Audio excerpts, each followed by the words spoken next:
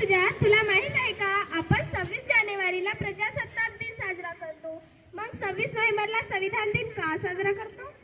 हो, मला माहित आहे. मी तुला स्पष्टपणे सांगते.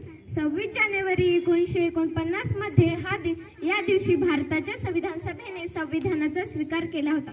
हे संविधान 26 जानेवारी 1950 रोजी लागू झाले, ज्या दिवशी आपण प्रजासत्ताक दिन साजरा करतो. आणि डॉक्टर बाबासाहेब आंबेडकर यांच्या नेतृत्वाखालील समितीने हे संविधान तयार केले, ज्याचा सन्मान करण्यासाठी 2015 पासून हा दिवस साजरा करतात. ऋतुजा, खूप छान माहिती सांगितली, मला समजली. आता मी थोडीशी माहिती सांगते. 26 नोव्हेंबर 1949 रोजी भारताच्या संविधान सभेने औपचारिकरित्या भारताच्या संविधानाचा स्वीकार केला, म्हणून हा दिवस संविधान दिन म्हणून ओळखला जातो. डॉक्टर बाबासाहेब आंबेडकर यांच्या नेतृत्वाखालील संविधान समितीने हे संविधान तयार केले, म्हणून त्यांच्या 125व्या जयंतीपासून हा दिवस साजरा करण्याची सुरुवात झाली. या दिवशी भारताला स्वतःचे संविधान मिळाले, ज्यामुळे जगातील सर्वात मोठ्या लोकशाहीला एक भक्कम पाया मिळाला.